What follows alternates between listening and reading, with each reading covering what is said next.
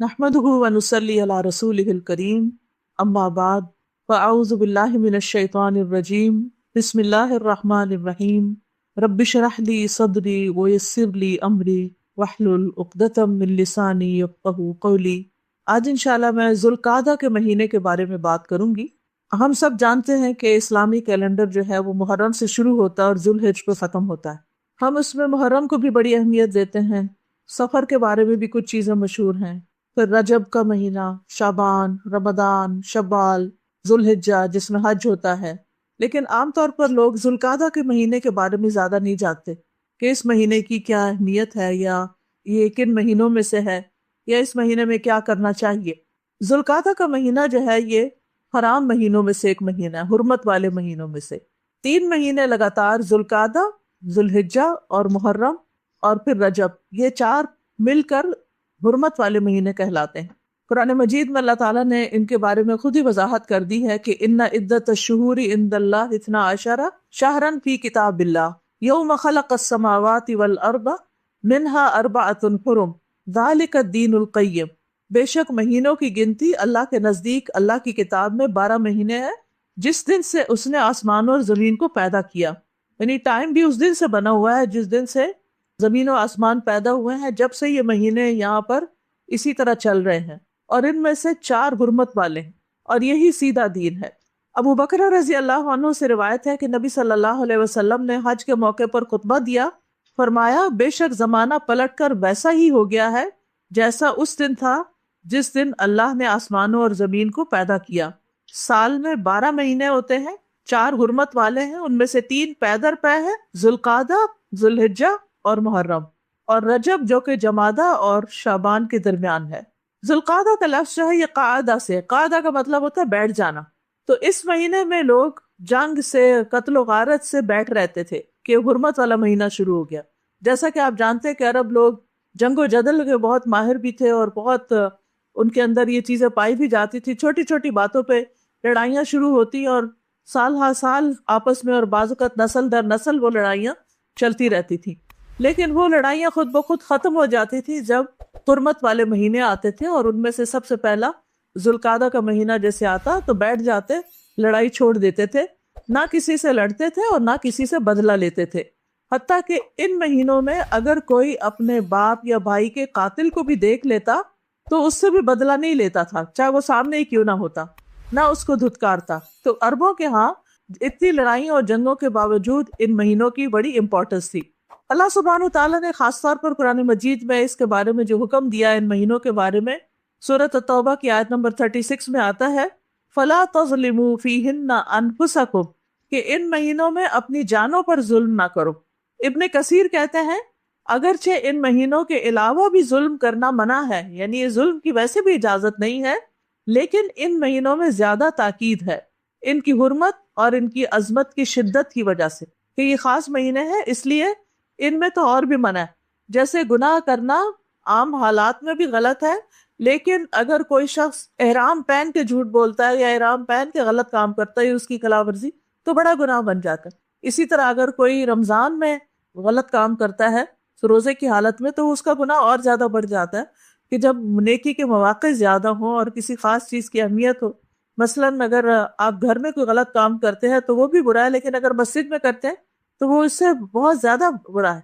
अपने मुल्क में करते हैं चोरी तो वो बहुत बुरी है, लेकिन अगर आप हरम में जाके खाना काबा के पास चोरी करते हैं, जैसे कि कई लोगों की जेबें कट जाती हैं, तो बहुत बड़ा जुल्म है।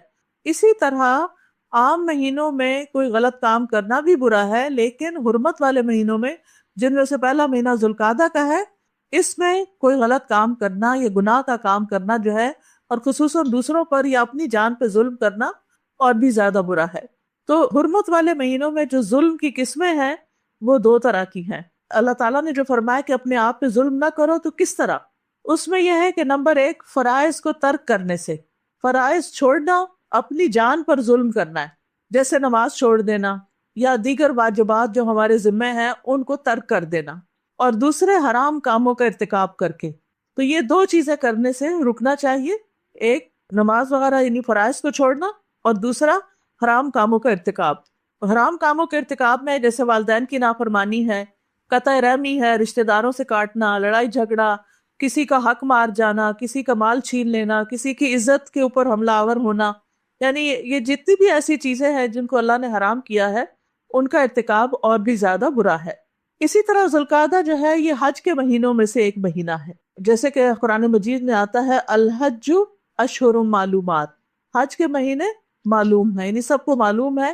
اس کا مطلب یہ ہے کہ جن مہینوں میں احرام پہن کر بیت اللہ کا سفر کیا جاتا ہے، عمرہ کیا جاتا ہے، اور پھر ذوالحج شروع ہوتا ہے تو مخصوص دنوں میں حج کیا جاتا ہے۔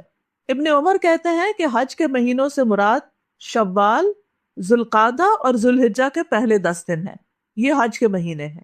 تو آپ دیکھیے کہ ذوالقعدہ جو ہے اس کی پھر دوہری اہمیت ہو گئی، ایک تو حج کے مہینوں میں سے ہو گیا اور دوسرے حرمت والے مہینوں میں سے۔ ذوالقعدہ کی خاص عبادت تو عمرہ کرنا ہے، یعنی اس میں عمرہ کرنا مسنون ہے۔ نبی صلی اللہ علیہ وسلم نے کل 4 عمرے کیے اور سب کے سب ذوالقعدہ میں کیے۔ شیخ ابن باز کہتے ہیں ذوالقعدہ میں عمرہ کرنا سب مہینوں سے افضل ہے سوائے رمضان کے، یعنی رمضان میں جو عمرہ ہے وہ نبی صلی اللہ علیہ وسلم کے ساتھ حج کے برابر ہے۔ لیکن سلف صالحین میں سے ایک جماعت یہ بھی کہتی ہے کہ وہ اس مہینے کے عمرے کو رمضان سے بھی افضل قرار دیتے ہیں، کیونکہ نبی صلی اللہ علیہ وسلم نے سارے عمرے اسی مہینے میں کیے۔ امام ابن القیم کہتے ہیں کہ ذوالقعدہ اور رمضان کے مابین عمرے کی فضیلت میں کچھ تردد ہے۔ وہ کہتے ہیں کہ اس بارے میں ہم اللہ تعالیٰ سے استخارہ کرتے ہیں کہ جو اس کے نزدیک افضل ہے اس کی طرف ہماری رہنمائی کر دے۔ اس سے آپ یہ بھی دیکھیں کہ علماء کے اندر کتنی خدا خوفی تھی کہ اگر انہیں کسی معاملے میں شرح صدر نہیں ہوتا تھا یا اختلاف رائے ہو جاتا تو دین کے معاملے میں بھی اپنی رائے پہ اصرار کرنے کی بجائے اور اپنے فتوے کے اوپر اصرار کرنے کی بجائے اللہ کی طرف رجوع کرنے کے لیے کہتے کہ اب دونوں کی فضیلت سامنے آ گئی ہے، لیکن یہ ہے کہ پھر کس کو اوپر کرے کس کو نیچے، تو بہتر یہ کہ انسان استخارہ کر لے، جدھر دل مائل ہو اللہ تعالیٰ جدھر رہنمائی کر دے وہ کر لے۔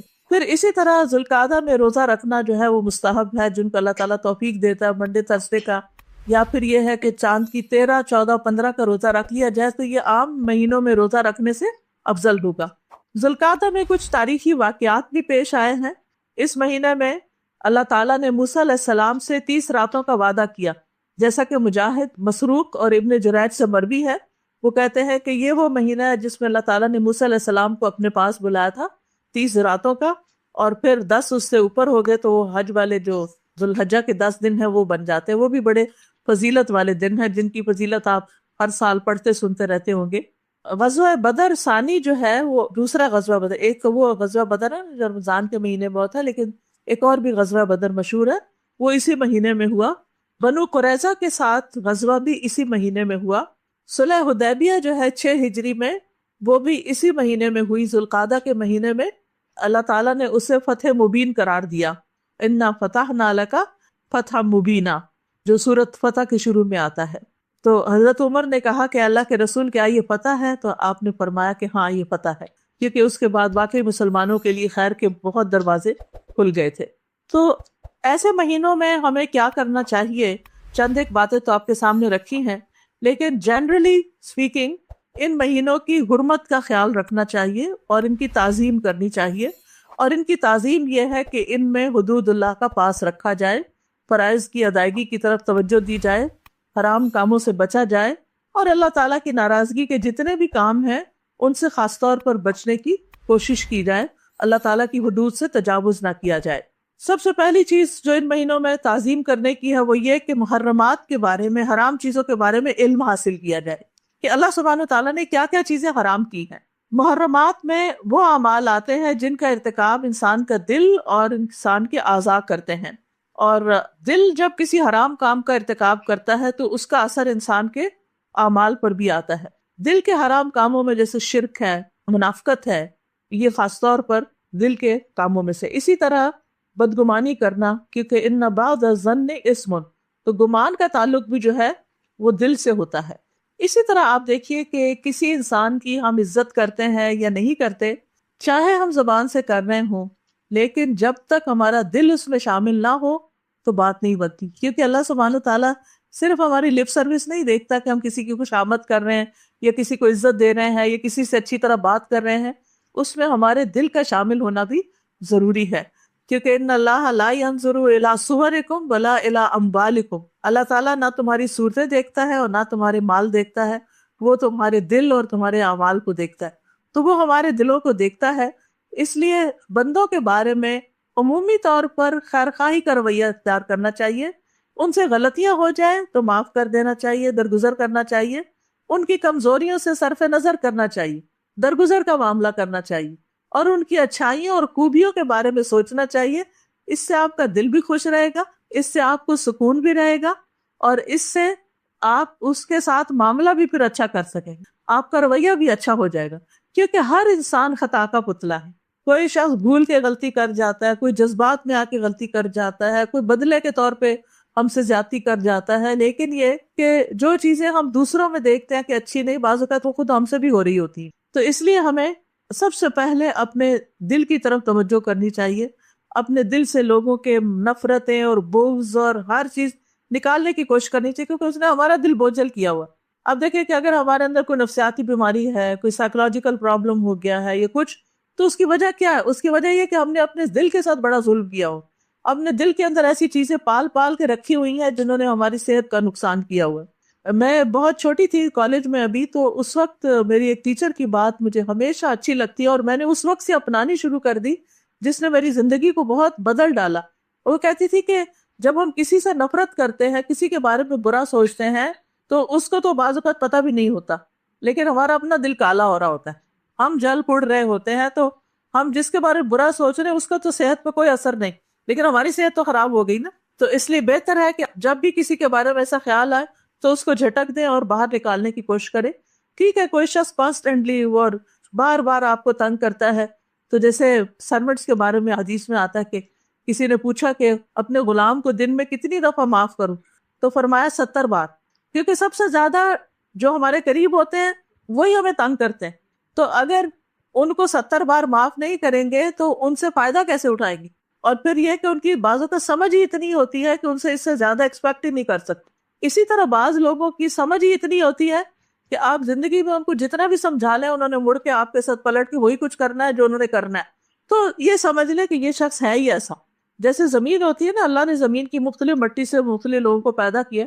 جو زمین ہوتی ہے کچھ نرم ہوتی ہے، سہل ہوتی ہے، کچھ پتھریلی ہوتی ہے، کچھ اونچی نیچی ہوتی ہے، کسی پہ چلنا آسان ہوتا ہے، کسی پہ چلنا مشکل ہوتا ہے۔ تو ہوتا کیا ہے کہ جہاں سلپری زمین آتی ہے آپ خود کانشیس ہو جاتے ہیں، ہوتا ہے کہ نہیں، کہ میں نہ کہیں گر جاؤں، مجھے نہ چوٹ لگ جائے۔ اور اسی طرح جب اونچ نیچ والی زمین ہوتی ہے تو اس میں بھی آپ کانشیس ہو جاتے ہیں کہ دھیان سے پاؤں رکھنا ہے، کہیں ٹھوکر نہ کھا جاؤں۔ اور جب سیدھی سیدھی ہوتی ہے تو آپ ریلیکس ہو جاتے ہیں۔ تو اسی طرح کچھ لوگوں کے ساتھ ہم ریلیکس ہوتے ہیں، کچھ لوگوں کے ساتھ ہماری اونچ نیچ چل رہی ہوتی ہے، کچھ سلپری ہوتے ہیں کہ ذرا سی بھی آپ کے منہ سے کوئی بات نکلی تو پھر آپ دیکھیں آپ کے ساتھ کیا ہوتا ہے۔ تو انسان اسی طرح پھر محتاط رہ کے بات کرتا ہے کہ میں نے یہاں یہ نہیں کرنا کیونکہ میں نے یہ بات کی تو یہاں فساد ہو جائے گا، اور یہ فساد میں نہیں دیکھنا چاہتا۔ تو یہ اللہ تعالیٰ بندے کو سمجھ دیتا ہے جو شخص بچنا چاہتا ہے۔ تو اس لیے ہمیں اپنے دل پر نظر رکھنا ہے، کیونکہ قیامت کے دن کوئی چیز کام نہیں آئے گی۔ یوم لا ينفع مال ولا بنون الا من اتى اللہ بقلب سلیم، جس دن مال اور بیٹے کام نہیں آئیں گے مگر جو اللہ کے پاس سلامت دل لے کر آئے، سلامتی والا دل۔ تو یہ قلب سلیم جو ہے یہ انسان کے لیے بہت فائدے کی چیز ہے۔ ہم نے اپنے دل کو قلب سلیم ہی بنانا ہے، اور اگر گناہ ہو جائے، دل پہ سیاہ دھبا لگ جائے، تو پھر کیا کرنا ہے؟ توبہ کر کے استغفار کر کے اپنے دل کو صاف کر لینا ہے، چمکا لینا ہے۔ رسول اللہ صلی اللہ علیہ وسلم نے فرمایا گناہ دلوں پہ غلبہ پانے والا ہے، یعنی جب ہم کوئی گناہ کرتے ہیں، جیسے نماز چھوڑ دی یا کسی کے ساتھ بدتمیزی کر لی یا کوئی اور اس طرح، تو اس کا اثر ہمارے دل میں پڑتا ہے جا کے، اور پھر وہ بوجھل ہوتا ہے، اور پھر وہ بار بار ریپیٹڈلی غلطی کرتا ہے اور غلطیوں پر ابھارتا ہے۔ بعض سلف صالحین کا اللہ تعالیٰ کے اس فرمان کلا بل ران علی قلوبہم ما کانوا یکسبون کے بارے میں قول ہے کہ اس سے مراد گناہ کے بعد گناہ کرنا۔ حسن بصری کہتے ہیں گناہ پہ گناہ کرنا حتیٰ کہ وہ دل کو اندھا کر دے، یعنی جب انسان غلطی پر غلطی کرتا ہے تو دل اندھے ہو جاتے ہیں، اور پھر انسان کے اندر سے بصیرت چلی جاتی ہے، وہ اپنا بھی نفع نقصان نہیں پہچان سکتا۔ کئی دفعہ ایسے ہوتا ہے نا کہ ہم ایسے کام کر رہے ہوتے ہیں جس میں ہمیں پتہ بھی ہوتا ہے یہ غلط ہے اور اس کا نقصان ہوگا، لیکن انسان ایسا اندھا ہوتا ہے کہ کرتا ہی چلا جاتا ہے۔ تو اس لیے گناہ جب بھی ہو جائے توبہ کر لینی چاہیے تاکہ دل چمکتا رہے اور اچھے اچھے کام کرتے رہے۔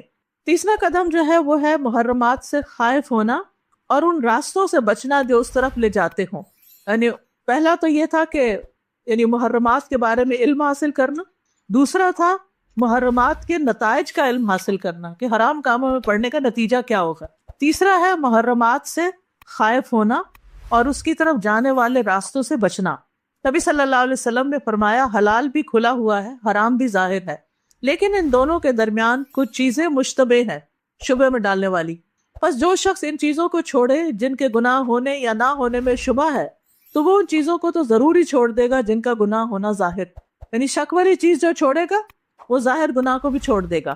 لوگوں یاد رکھو گناہ اللہ کی چراگاہ ہے، جو جانور بھی چراگاہ کے ارد گرد چرے گا اس چراگاہ کے اندر چلا جائے گا. یعنی جو گناہوں کے آس پاس رہے گا کہ نہیں میری نیت خراب نہیں، میں یہ کرنے والی تھوڑی ہوں، میں تو بس دیکھ رہی ہوں، تو وہ کسی وقت اس میں بھی جا پڑے گا. اس لیے محرمات کے قریب بھی نہیں جانا، حرام کاموں کے ارتکاب سے ڈرنا چاہیے. ابو ہریرہ کہتے ہیں کہ نبی صلی اللہ علیہ وسلم نے فرمایا بے شک اللہ غیرت کرتا ہے اور اللہ کی غیرت یہ ہے کہ مومن کوئی ایسا کام کرے جسے اللہ نے حرام قرار دیا ہو. رسول اللہ صلی اللہ علیہ وسلم نے حضرت ابو ہریرہ سے فرمایا تم اللہ کی حرام کردہ چیزوں سے بچو تو لوگوں میں سب سے زیادہ عبادت گزار بن جاؤ گے. یہ نہیں کہا کہ تم تہجد پڑھو یا روزے رکھو تو سب سے زیادہ عبادت گزار بنو گے، بلکہ حرام کام چھوڑو گے، حرام کمائی سے بچو گے، حرام باتوں سے بچو گے، حرام گناہوں سے بچو گے تو تم عبادت گزار بنو گے. کیونکہ بعض اوقات انسان غذا اچھی کھاتا ہے لیکن اس کے ساتھ ساتھ پرہیز نہیں کرتا تو اس کی بیماری درست نہیں ہوتی، اس کی بیماری اور بڑھ جاتی ہے. تو اسی طرح ایک طرف اگر ہم نمازیں پڑھ رہے ہوں اور دوسری طرف ہم رشوت لے رہے ہوں یا اور اس طرح کے غلط کام کر رہے ہوں تو ان نمازوں کا بھی فائدہ پھر کم ہی ہوتا ہے. محارم سے یا حرام چیزوں سے بچنے والوں کی اللہ تعالیٰ نے تعریف کی ہے. سورۃ الشورى 37 میں اللہ تعالیٰ فرماتے ہیں والذین یجتنبون کبائر الاسم والفواحش واذا ما غضبوا هم یغفرون، اور وہ لوگ جو بڑے بڑے گناہوں اور بے حیائی کے کاموں سے بچتے ہیں اور جب غصے میں ہوتے ہیں تو معاف کر دیتے ہیں. بعض اوقات ایسا ہوتا ہے کچھ باتیں ہوتی ہیں ہم سوچتے بھی ہیں تو ہمیں غصہ آ جاتا تو اس کو کہنا میں نے معاف کیا، میں نے جانے دیا، میں نے چھوڑ دیا. اور اسی طرح یہ کہ بے حیائی کے کام بھی جیسے گالی گلوچ ہے یا فحش ڈریس پہننا یا اسی طرح کے مردوں اور عورتوں کے ایسے تعلقات جو فحاشی میں آتے ہیں. قرآن مجید میں اللہ تعالیٰ فرماتے ہیں ان تجتنبوا کبائر ما تنہون عنہ نکفر عنکم سیئاتکم وندخلکم مدخلا کریما، اگر تم ان بڑے گناہوں سے بچو گے جن سے تمہیں منع کیا جاتا ہے تو ہم تمہاری چھوٹی چھوٹی برائیاں تم سے دور کر دیں گے، نہیں وہ ویسے ہی معاف کر دے گی. یعنی چھوٹے گناہ معاف ہو جائیں گے اگر بڑوں سے بچو گے، لیکن اگر بڑوں میں پکڑے گے تو چھوٹوں کا بھی ساتھ حساب ہو جائے گا. اسی طرح حرام کاموں سے بچنے والوں کے لیے خوشخبری بھی ہے. رسول اللہ صلی اللہ علیہ وسلم نے فرمایا جو شخص اس حال میں آئے کہ اللہ کی عبادت کرتا ہو، اس کے ساتھ کسی کو شریک نہ ٹھہراتا ہو، نماز قائم کرتا ہو، زکوٰۃ ادا کرتا ہو، رمضان کے روزے رکھتا ہو اور کبیرہ گناہوں سے بچتا ہو، یعنی صرف عبادات کافی نہیں بلکہ کبیرہ گناہوں سے بچنا ضروری ہے، تو اس کے لیے جنت ہے یا یہ کہ وہ جنت میں داخل ہو جائے گا. لوگوں نے پوچھا کبیرہ گناہوں سے کیا مراد ہے؟ آپ نے فرمایا اللہ کے ساتھ کسی کو شریک ٹھہرانا، کسی مسلمان کو قتل کرنا، میدان جنگ سے راہ فرار حاصل کرنا. اسی طرح جیسے دوسری حدیثوں سے پتہ چلتا ہے اولاد کا قتل، زنا، شراب پینا، یہ تمام چیزیں جو ہیں یہ کبیرہ گناہوں میں شمار ہوتی ہیں. اسی طرح جادو کرنا، میں سوچتی ہوں کہ اتنا جادو جو عام ہو گیا تو کئی کرنے والے بھی تو ہیں نا یا کروانے والے. تو اگر لوگوں کو اس کی حرمت کا پتہ ہو کہ یہ کفر کے برابر ہے تو کوئی سوچے بھی نہ کہ میں کسی پہ جادو کرواؤں. چھوٹی سی کسی کے ساتھ انبن ہوتی ہے، کوئی رشتوں کے معاملے ہوتے ہیں، کوئی مخالفتیں ہوتی ہیں، فوراً لوگ جادو کا سوچ کے تو دوسرے کو ستانے کے اوپر آ جاتے ہیں. یہ پتہ نہیں کیا نفسیات ہے کہ ذرا سا اختلاف برداشت نہیں ہوتا اور فوراً اس کو مزہ چکھانے کے لیے اس کے ساتھ پیٹ پیچھے اس کے غلط کام کیے جاتے ہیں. اور ایسا شخص جو ہے وہ دراصل کسی کو تو کیا نقصان پہنچائے گا، خود اپنے آپ کو مصیبت میں ڈال رہا ہوتا ہے. اسی طرح چھپ چھپ کے غلط کام کرنا، ہسبینڈ وائف سے، وائف ہسبینڈ سے چھپ کے دھوکہ دے رہے ہیں، ایک دوسرے کو چیٹ کر رہے ہیں یا اور اسی طرح کے غلط کام کر رہے ہیں. نبی صلی اللہ علیہ وسلم نے فرمایا میں اپنی امت کے ان لوگوں کو جانتا ہوں جو قیامت کے دن سفید تہامہ پہاڑوں کے برابر نیکیاں لے کر آئیں گے، لیکن اللہ ان کی نیکیوں کو فضا میں پھیلے ہوئے غبار کی طرح باریک ذروں کی طرح کر دے گا، بکھیر دے گا جیسے آندھی ہوتی ہے. بے شک وہ تمہارے ہی بھائی ہوں گے، تمہاری نسل کے ہوں گے، تمہارے رشتہ دار ہوں گے، رات کو تمہاری طرح قیام بھی کریں گے، تہجد پڑھنے والے ہوں گے، لیکن تنہائیوں میں اللہ کے حرام کردہ کاموں کا ارتکاب کریں گے. جن سے ان کو روکا گیا.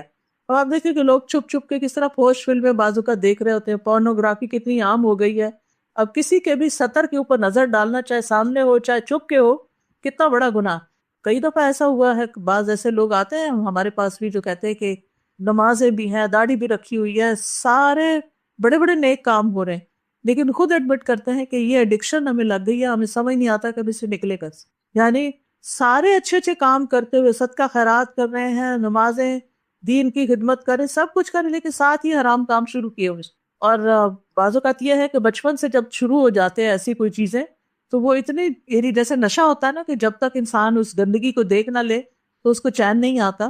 تو ایسی گندگیاں یا ایسی برائیاں یا ایسی بے حیائیاں جو ہیں وہ انسان کی بڑی بڑی نیکیوں کو بھی ضائع کر دیں گے. یعنی تہجد پڑھنے والے اور بڑے بڑے کام کرنے والوں کی نیکیاں جو ہیں وہ فضا میں ذروں کی طرح بکھیر دی جائے گی.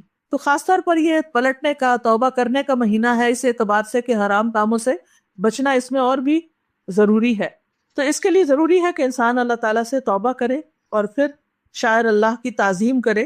اور شاعر اللہ کی جو تعظیم ہے اللہ کی نشانیوں کی، اور یہ حرمت والے مہینے بھی اللہ کی نشانیوں میں سے ہیں، تو ان کی عزت کرنا ضروری ہے کہ انسان یہ سوچے کہ اللہ میں کس وقت میں اور کس زمانے میں کیا کر رہی ہوں. تو اس میں یہ ہے کہ انسان کو شاعر اللہ کی تعظیم کے لیے کچھ اقدامات کرنا ضروری ہے. سب سے پہلے تو یہ ہے کہ ترجیحات کو ترتیب دینی چاہیے، یعنی پرائرٹی سیٹ کرنی چاہیے. ان کاموں کو کرنے کے بارے میں سوچنا چاہیے جن سے اللہ تعالیٰ محبت کرتا ہے، کہ وہ کون کون سے کام ہیں جو اللہ تعالیٰ کو پسند ہے. اور آپ کو پتہ ہے کہ ہماری عبادات میں سب سے زیادہ جو اللہ تعالیٰ کو پسند چیز ہے وہ نماز ہے. یعنی اگر ہم نماز 5 وقت کی نہیں پڑھتے تو باقی چیزیں جو پیچھے چلی جاتی. تو اس میں بھی جو فرض نماز ہے اس کو ترجیح دینا چاہیے. اور جب انسان فرض کے بعد نوافل پہ آ جاتا ہے تو پھر تو اس سے اللہ تعالیٰ کی اور زیادہ محبت حاصل ہو جاتی. رسول اللہ صلی اللہ علیہ وسلم نے فرمایا، بے شک اللہ تعالیٰ فرماتا ہے میرا بندہ جن جن عبادتوں کے ذریعے سے میرا قرب حاصل کرتا ہے ان میں سے کوئی عبادت مجھے اتنی پسند نہیں جتنی وہ عبادت پسند ہے جو میں نے اس پہ فرض کی. یعنی بعض اوقات ہم تہجد کو زیادہ امپورٹنس دیتے ہیں اور باقی فرض نمازیں لیٹ کر کر کے پڑھ رہے ہوتی ہے، قضا کر کے پڑھ رہے ہوتے، اور تسلی کیا ہوتی ہے کیونکہ ہم تہجد پڑھتے ہیں اس لیے خیر ہے. تو جو فرض ہے وہ تہجد سے بھی افضل ہے. یعنی آپ دن میں جو 5 دفعہ فرض ادا کرتے ہیں وہ تہجد سے بھی زیادہ افضل ہے. تو اللہ تعالیٰ فرماتے ہیں، یہ حدیث قدسی ہے، میرا بندہ نوافل کے ذریعے سے بھی مجھ سے اتنا قریب ہو جاتا ہے کہ میں اس سے محبت کرنے لگتا ہوں، اور جب میں اس سے محبت کرنے لگتا ہوں تو میں اس کا کان بن جاتا ہوں جس سے وہ سنتا ہے. اس کا مطلب کیا ہے؟ اس کا مطلب یہ ہے کہ انسان کو ایسی باتیں اچھی لگنے لگتی ہیں جو خیر اور بھلائی والی ہوتی، یعنی اس کو اچھی باتیں سننے کی توفیق ہو جاتی. ورنہ آپ دیکھیں کہ بعض اوقات علم کے دریا بہہ رہے ہوتے ہیں اور ہمارے کان بند ہوتے ہیں، ہمیں دلچسپی نہیں ہوتی. اور اگر اللہ تعالیٰ کی توفیق ہو، یعنی محبت اور توفیق ہو، تو پھر انسان کو خیر کی باتیں سننے سے دلچسپی ہوتی ہے. اس کی آنکھ بن جاتا ہوں جس سے وہ دیکھتا ہے، یعنی انسان کی نگاہ غور و فکر کی نگاہ بن جاتی ہے. وہ ایک چھوٹے سے پتے، ایک پرندے کو، کسی بھی چیز کو دیکھتا ہے تو اس کو اللہ کی یاد آتی، اللہ کی محبت میں اور اضافہ ہو جاتا ہے. اس کا ہاتھ بن جاتا ہوں جس سے وہ پکڑتا ہے، یعنی اس کو خیر کے کاموں کی، نیکی کے کاموں کی، نیکی کے راستوں پہ چلنے کی توفیق ہو جاتی ہے. اس کا پاؤں بن جاتا ہوں جس سے وہ چلتا ہے. اس کا یہ مطلب نہیں نعوذ باللہ اللہ تعالیٰ ہمارے اندر حلول کر جاتے ہیں یا یہ کہ فزیکلی کوئی چیز بن جاتے ہیں. اس کا مطلب یہی ہے کہ اس کے سارے اعضاء پھر اللہ سبحانہ تعالیٰ کی عبادت میں ہی لگ جاتے ہیں. اگر وہ مجھ سے مانگے تو میں اسے دیتا ہوں، یعنی میں اس کی دعائیں قبول کرنے لگتا ہوں. اور اگر وہ مجھ سے پناہ کا طالب ہوتا ہے تو میں اس کو پناہ دیتا ہوں. ہم کتنی چیزوں سے بچنے کے لیے پناہ لیتے ہیں اللہ تعالیٰ کی. وہ حفاظت کی دعا جس میں اپنے آنکھ، کان، دل، جسم، ہر چیز کی حفاظت اور اپنے آپ کو ہر چیز میں اللہ تعالیٰ کے حوالے کرنے والی دعائیں ہیں، ساری مختلف مشکلات سے بچنے کی. بہرحال یعنی انسان سب سے پہلے تو شیطان سے بچنے کے لیے اللہ تعالیٰ کی پناہ لیتا ہے، تو اللہ تعالیٰ اس کو شیطان کے شر سے بچاتا ہے. جیسے حضرت عمر تھے تو کس طرح شیطان جو تھا وہ ان کو دیکھ کے بھاگ جاتا تھا. پھر یہ فرائض کی حفاظت، حافظوا علی الصلوات والصلاۃ الوسطی وقوموا للہ قانتین. سب نمازوں کی حفاظت کرو اور درمیانی نماز کی، اور اللہ کے لیے فرما بردار بن کے کھڑے ہو جاؤ. نمازوں کی حفاظت کا مطلب کیا ہے کہ ان کے ٹائمنگ کی پابندی، وضو وغیرہ کی، قبلہ رخ، جو شرائط ہیں ان کی حفاظت. اور اس کی خوشخبری یہ ہے کہ نبی صلی اللہ علیہ وسلم نے ابن عباس سے کہا تھا جبکہ وہ لڑکے تھے ابھی، احفظ اللہ یحفظک، تم اللہ کی حفاظت کرو، یعنی اللہ کے احکام کی، اپنے فرائض کی، اللہ تمہاری حفاظت کرے گا.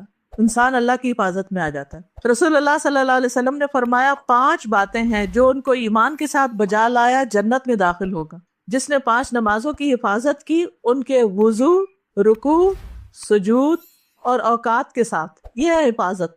وضو، رکوع، سجود، کیونکہ بعض اوقات ہم ایسے رکوع کر رہے ہوتے ہیں جبکہ پورا جھکنا چاہیے، اسی طرح سجدہ ٹکا کے کرنا چاہیے 7 ہڈیوں پر، اوقات کی پابندی، اور رمضان کے روزے رکھے، بیت اللہ کا حج کیا اگر زیادہ راہ کی طاقت ہے، اور خوش دلی سے زکوٰۃ دی، یعنی اس کو بوجھ نہ سمجھا، چٹی نہ سمجھی، تو ایسا شخص جو ہے وہ جنت میں داخل ہوگا۔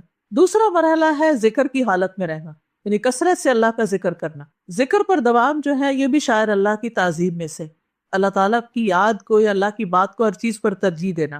اور دل کی دنیا میں ذکر پہ دوام جو 3 راستوں سے آتا ہے، محبت، امید اور خوف۔ کبھی کبھی اللہ ذکر کو محبت کے راستے سے بندے تک بھیج دیتا ہے، جیسے فَاذْكُرُونِی اذکرکم، تم مجھے یاد کرو میں تمہیں یاد کروں، تو بندہ کہتا ہے اللہ مجھے یاد کرے گا، میں کیوں نہ ذکر کروں۔ اور ہم سب چاہتے ہیں کہ ہم اللہ کی نگاہ میں ہوں، اللہ تعالیٰ ہم پہ کرم کرے، فضل فرمائے۔ نبی صلی اللہ علیہ وسلم نے فرمایا، اللہ تعالیٰ فرماتے ہیں میں اپنے بندے کے گمان کے ساتھ ہوتا ہوں جو وہ میرے ساتھ گمان رکھتا ہے، جب وہ مجھے یاد کرتا ہے میں اس کے ساتھ ہوتا ہوں، اگر وہ اپنے دل میں یاد کرتا ہے تو میں اپنے دل میں اس کو یاد کرتا ہوں، اگر وہ بھری محفل میں مجھے یاد کرتا ہے تو میں اس سے بہتر مجلس میں اس کا ذکر کرتا ہوں، اگر وہ میری طرف ایک بالشت آتا ہے تو میں 1 گز اس کے نزدیک ہوتا ہوں، اگر وہ 1 گز آتا ہے تو 2 گز اس کی طرف ہوتا ہوں، چلتا ہوا آتا ہے تو میں دوڑتا ہوں اس کی طرف آتا ہوں۔ پھر اسی طرح کبھی اللہ ذکر کو امید کے راستے سے بھیجتا ہے، جیسے سید الاستغفار ہے، اور سید الاستغفار میں کیا کہتا ہے انسان، اے اللہ تو میرا رب ہے، تیرے سوا کوئی معبود نہیں، تو نے مجھے پیدا کیا، میں تیرا ہی بندہ ہوں، اپنی طاقت کے مطابق تجھ سے کیے ہوئے عہد پر قائم ہوں، ان بری حرکتوں سے جو میں نے کی ہے تیری پناہ مانگتا ہوں۔ بعض اوقات انسان کو اپنے گناہوں کا ڈر ہوتا ہے اور ہونا بھی چاہیے، مجھ پر تیری نعمتیں ہیں، میں اس کا اقرار کرتا ہوں اور میں اپنے گناہوں کا بھی اعتراف کرتا ہوں، میری مغفرت کرتے، تیرے سوا کوئی اور گناہوں کو معاف نہیں کرتا۔ بندے تو یہی کہتے ہیں نا، اس کو تو میں معاف ہی نہیں کر سکتا، سوری بھی آپ کرتے ہیں تو وہ کہتے ہیں چلے جاؤ یہاں سے۔ آپ صلی اللہ علیہ وسلم نے فرمایا، جس نے اس دعا کے الفاظ پر یقین رکھتے ہوئے ان کو کہہ لیا، پڑھا، اور اسی دن شام ہونے سے پہلے وہ وفات پا گیا تو وہ اہل جنت میں سے ہے، اور جس نے اس دعا کے الفاظ پر یقین کرتے ہوئے رات میں ان کو پڑھ لیا اور صبح ہونے سے پہلے فوت ہو گیا تو وہ بھی اہل جنت میں سے۔ تو اس لیے جب یہ ذکر پڑھے تو اس وقت یہ کہ ابو لک بنعمتک علیہ و ابو بذنبی، تیری نعمتوں کا بھی اقرار ہے اور اپنے گناہوں کا بھی اقرار، تو نعمتیں ہی نعمتیں دیتا ہے اور ہماری طرف سے غلطیاں ہی غلطیاں ہوتی ہیں۔ پھر اسی طرح خوف کے راستے سے، جیسے کہ اس حدیث میں ہے، رسول اللہ صلی اللہ علیہ وسلم نے فرمایا، جو لوگ کسی جگہ پر مجلس کرے لیکن اس میں اللہ کا ذکر نہ کرے، وہ مجلس قیامت کے دن ان کے لیے باعث حسرت ہوگی۔ جو آدمی کسی راستے پر چلتے ہوئے اللہ کا ذکر نہ کرے، جیسے گاڑی میں بیٹھے ہیں، وہ چلنا بھی اس کے لیے قیامت کے دن باعث حسرت ہوگا۔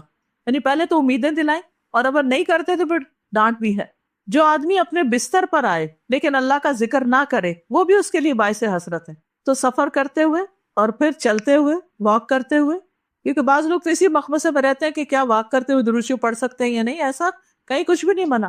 وضو نہ رہے تو پھر کیا ذکر کر سکتے، زبان پاک ہے، کچھ بھی نہیں، کوئی رکاوٹ نہیں ہے۔ تو تیسرا مرحلہ انسان کے اعضاء سے مخلوق کے لیے احسان کا معاملہ، اور مخلوق میں انسان بھی ہیں، جانور بھی ہیں، باقی اللہ کی کریشن بھی ہے، سب کے ساتھ احسان کا معاملہ۔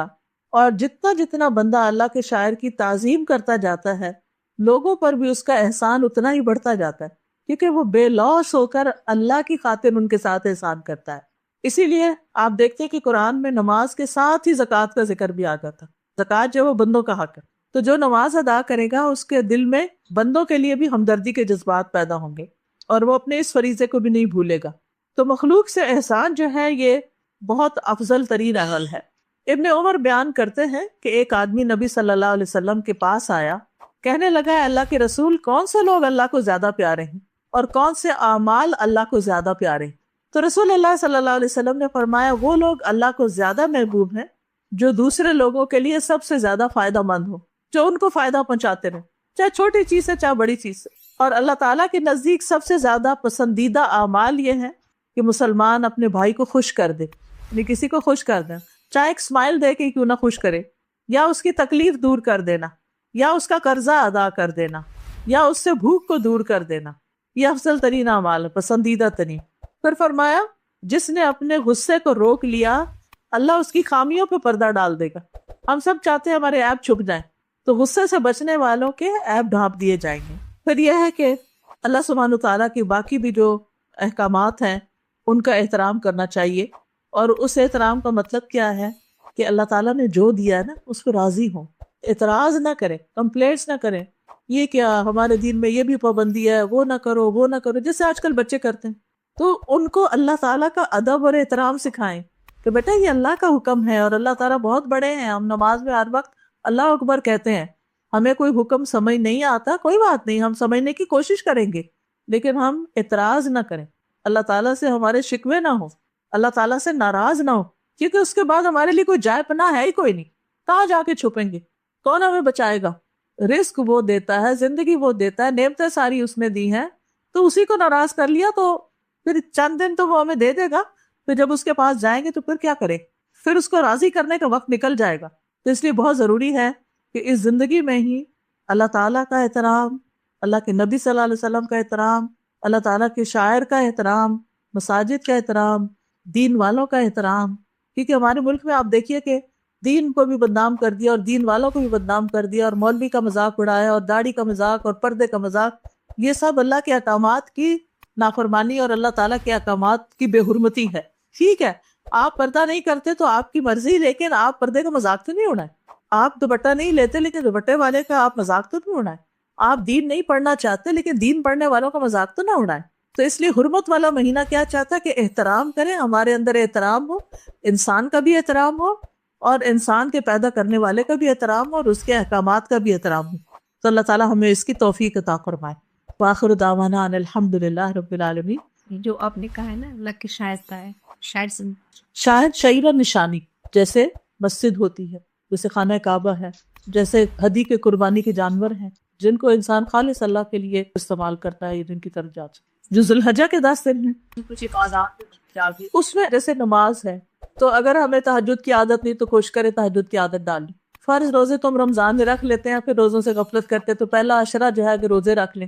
پھر اسی طرح ہمیں فرائض کی عادت ہے تو نوافل میں جیسے چاشت نہیں پڑھتے، ہمیں عادت نہیں ہے مثلاً کسی کو، تو وہ اس کی عادت ڈال لے۔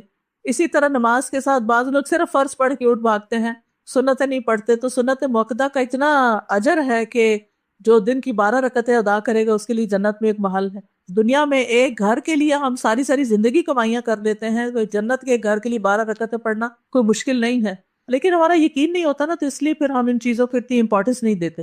اسی طرح یہ ہے کہ پھر جو نماز ہو گیا اس میں نوافل کا اہتمام، روزہ ہو گیا اس میں نفل کا اہتمام، زکوٰۃ اگر ہم نے دے دیا تو ٹھیک، اگر نہیں تو ان دنوں میں دینا افضل ہے کیونکہ کئی نیکیوں کا ثواب جو بڑھ جاتا ہے۔ تو صدقہ خیرات کا اہتمام، صدقہ خیرات میں بھی انسان تقسیم کر کے غریبوں یتیموں مسکینوں پر بھی کرے، اپنے رشتہ داروں کو بھی کچھ نہ کچھ دے، پھر اسی طرح اپنے دین کے کاموں میں بھی دے، دین کی تبلیغ میں دے۔ پھر اسی طرح یہ ہے کہ حج کی توفیق ہو تو حج کرے انسان، حج اسی لیے ان دنوں میں ہے کہ افضل ترین دن ہے اللہ تعالیٰ کے نزدیک۔ پھر اپنے گناہوں کی بخشش مانگنا، پھر مخلوق کے ساتھ احسان، اگر کوئی بیمار ہے اگر اس کی عادت کریں، ایک بیمار کی عادت جو ہے، میں کہتی ہوں ڈاکٹر سے زیادہ لکی کون ہوگا جو صبح شام مریضوں کا حال دیکھتے ہیں۔ اگر اس میں صرف نیت ہی کر لینا کہ میں اس مریض کی عادت کر رہی ہوں، عادت کا حال پوچھنا، تو ہم تو صرف کیا حال ہے کیا نہیں، تو ڈاکٹر تو باقاعدہ اس کی سچی خیر خواہی کر کے اس کا علاج بھی کرتا ہے۔ تو کہ صرف نیت کرنے کی بات ہے، چاہے آپ اپنی ڈیوٹی پر ہیں، کام پر ہیں، تو کوئی نہیں، آپ سمجھے کہ یہ بھی میں ایک عبادت کی حالت میں ہوں کیونکہ میں اللہ کی مخلوق کو تکلیف سے نکال رہی۔ اسی طرح یعنی جو بھی ہم کام کر رہے ہیں ان میں سے ایک سٹیپ اوپر، یعنی ان دنوں میں کر کے پھر آگے عادت ڈالنے کے باقی دنوں میں 10 دن اگر کرتے رہیں گے تو انشاءاللہ باقی دنوں میں بھی عادت ہو جائے گی۔ زائد بھی وہ جیسے کہ تسبیحات تسبیحات میں یہ جو کارڈز ہیں نا ہمارے، جیسے دن میں انسان کوشش کرے کہ 100 دفعہ استغفار کرے، نبی صلی اللہ علیہ وسلم کیا کرتے۔ سیدنا ابو ہریرہ کہتے ہیں کہ رسول اللہ صلی اللہ علیہ وسلم نے فرمایا جس نے صبح کے وقت 100 مرتبہ کہا سبحان اللہ العظیم و بحمدہ، اور شام کی تو اسی طرح کہا، تو مخلوقات میں سے کوئی ایسا نہیں ہوگا جس نے اس کے برابر عمل کیا ہو۔ اور یہ پڑھنا ہوتا ہے فجر کی نماز کے بعد سے سورج نکلنے تک، اور عصر کی نماز کے بعد سے لے کے سورج غروب ہونے تک۔ اسی طرح سیدنا ابو ذر سے پوچھا گیا کہ کون سی بات افضل ہے، فرمایا جس کو اللہ نے اپنے فرشتوں کے لیے یا بندوں کے لیے چن لیا، اور وہ ہے سبحان اللہ و بحمدہ۔ اچھا اسی طرح سبحان اللہ والحمد للہ ولا الہ الا اللہ واللہ اکبر، نبی صلی اللہ علیہ وسلم نے فرمایا ہر کلمے کے بدلے جنت میں تمہارے لیے درخت لگا دیا جائے گا اور فرمایا مجھے یہ کلمات پڑھنا ان تمام چیزوں سے زیادہ محبوب ہے جن پہ سورج طلوع ہوتا ہے، وہ دنیا بھر کی دولت سے محبوب ہے۔ اسی طرح نبی صلی اللہ علیہ وسلم نے فرمایا ہتھیار پکڑ لو۔ لوگوں نے کہا کہ دشمن آ گئے، فرمایا نہیں، آگ سے اپنا بچاؤ کر لو اور کہو سبحان اللہ والحمد للہ ولا الہ الا اللہ واللہ۔ یہ کلمات آگ سے بھی بچاتے ہیں، جہنم کا خوف آئے تو یہ پڑھنے چاہیے۔ پھر اسی طرح سیدنا کعب بن عجرہ کہتے ہیں یہ کلمات پیچھے آنے والے ہیں، ان کو 100 مرتبہ کہنے والا کبھی محروم نہیں ہوتا۔ سبحان اللہ والحمد للہ ولا الہ الا اللہ واللہ اکبر۔ اس کلمے کی خاص طور پر بہت فضیلت، اس میں ایک اور جگہ پر آتا ہے کہ اس سے بہتر عمل کسی کا نہ ہوگا اس دن میں جس نے 100 دفعہ اس کو دن میں پڑھ لیا۔ اوکے، جزاکم اللہ خیرا کثیرا۔ سبحانک اللہم و بحمدک، اشہد ان لا الہ الا انت، استغفرک و اتوب الیک۔ السلام